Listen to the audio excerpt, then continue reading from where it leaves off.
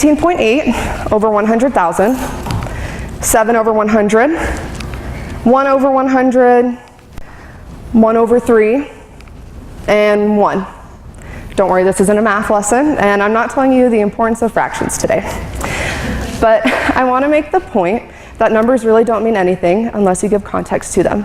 So let me give you some context. 19.8 over 100,000. That was the number of drug-related deaths in the United States in 2016.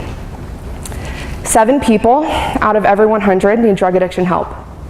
Only 1 person out of every 100 that needs drug addiction help gets the help that they need. 1 over 3, 1 out of 3. That represents the number of my siblings that struggles with drug addiction. And 1. That's the number of my friends that I've had personally pass away due to drug addiction. There are people all around us that struggle with this, whether we choose to recognize it or not. A lot of times, Mormons pride themselves in not being associated with people that struggle with drug addiction.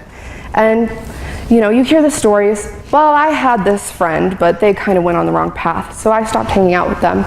Or you just don't want to have that connection, which is understandable. But even if we choose not to see it, that doesn't mean that it doesn't exist. I want to show you all today that helping someone struggling with a drug addiction is necessary, and it's not that scary. To help you remember the basics of how to help someone struggling with a drug addiction, I came up with a little acronym, S.A.Y. Now before I jump into what the acronym means, I want to introduce to you guys the person that I'll be talking about today. This is my brother Spencer. Me and my brother Spencer are only a year apart, and we're very, very close. We went to school together, we had a lot of the same friends. My brother has a contagious laugh, and he loves to make jokes. He loves fishing and being outdoors, and he's generally one of the happiest people that I know, and he's a big supporter of me personally. The first step in the acronym is S, which stands for support. Like I said, my brother and I are only a year apart, and we're very close. And we ended up being in high school together for 3 years. Well, high school is when my brother's drug addiction problem started. My brother, he was bullied, he was picked on, and he has really bad anxiety. His way of finding a group was turning to his friends that he'd grown up with, skateboarding, running outdoors, going wild, basically doing boy things. He decided the best way to hold on to their friendship was to try the things that they were trying, and that included drugs. Well, my usually happy, outgoing, and supportive brother suddenly became very angry when he was on his lows. That's the thing about drugs, they can be stimulants and they can also be depressants. When you're on them, you feel great. You feel on top of the world, you're undefeatable. But when you come down, it's not pretty. My brother and we would drive to seminary some mornings, and if he was going through a withdrawal, he would just yell at me, and I didn't understand.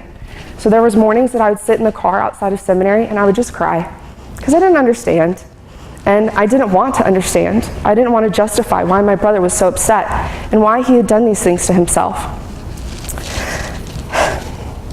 Well, because of my brother's anger and his issues, I did not want to be associated with him. Generally, the question, "Oh, you're Spencer Vanderwalker's sister?" would earn the response, "I am nothing like my brother. We are complete opposites, and I am not him." Well, my brother didn't get the support that he needed from home. He didn't get it from me. And people at church felt the exact same way. There were plenty of people, they would say, "I don't want my kids hanging around him. He's a bad example. He's going to get my kids into something." But this is not the way to handle someone struggling with drug addiction. They don't need abandonment, they need support. The last thing that someone with an addiction needs is abandonment, and I didn't know that. Showing support for them lets them know that they're not alone in whatever fight that they're going through. You don't support the addiction, but you support the abilities of the person. I had a hard time separating my brother from his addiction. It kind of became him to me. I didn't understand that people start using for all types of reasons, and I didn't want to know why my brother started using. Now, support is a big step, and it's often an ongoing process. And a lot of times that means helping whoever you're related to, your friend, your family member, through the recovery process, which leads me to the next step of our acronym, A, action. Fast forward a couple of years and I finally graduated high school, and my brother has been checked into his second round of rehab in Utah. Now, your first semester of college, you're, oh my gosh, this is freedom. I can be my own person. I can go and try all these new things. My first semester of college, I spent almost every single weekend spending time looking for a ride, signing up for the Salt Lake Express, spending hard money that I had worked for to go visit my brother in rehab. That was not how I saw my first semester of college going.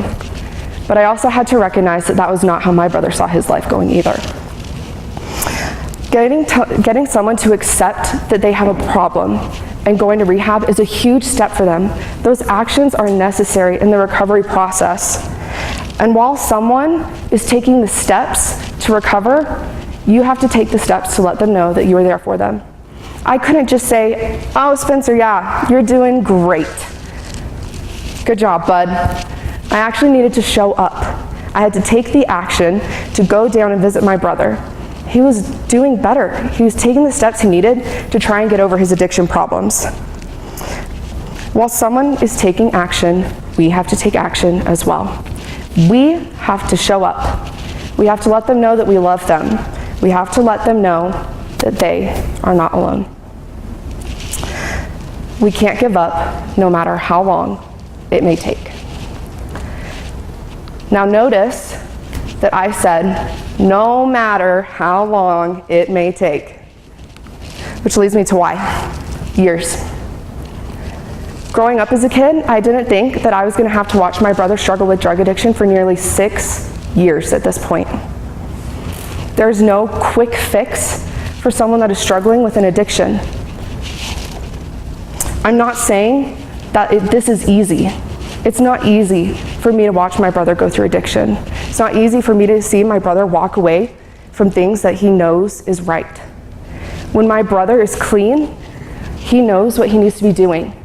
He knows where true happiness is.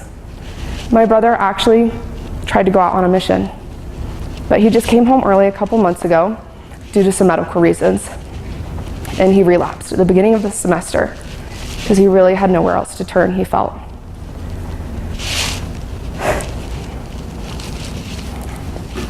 At the beginning of the semester, this is not where I saw my brother's life going. I figured, Spencer, you've struggled with this for so long. Why? It's not easy.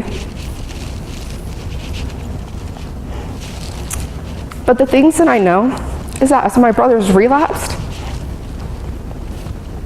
it's not a step back to square one.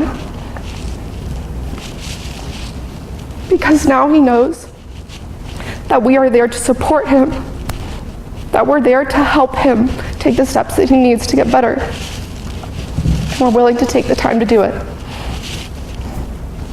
My brother's withdrawals, his trips to rehab, his relapses, they're not easy. They're 100 times harder for him. But seeing him go through those things, they are worth seeing my brother alive. And I can't say the same for my friend that passed away. All the time, and the patience that I've taken, the actions that I've been able to do, and the support that I've shown my brother, they're worth seeing his progress. They're worth helping him get his life back. It's taken a lot of time, but my brother still continues to get better. And now, since he's relapsed, I can help my little sister cope with the exact same things that I dealt with in high school. My little sister called me the other day and she was so upset because she didn't understand why Spencer was so angry. But I've been able to take the things that I've learned over the time that I've taken and invested into my brother to let her know the best way to deal with this and the way that I've been able to deal with this. The key to helping someone struggling with an addiction begins with just saying something. We can't let them know that we love them when they hit rock bottom. You have to continue to let them know that you love them. The support that we give, the actions that we do, over the years that it may take, it's worth seeing the progress that my brother's made. It has been worth seeing my brother alive, because those statistics, they don't mean anything unless we can be the ones to help. Thank you.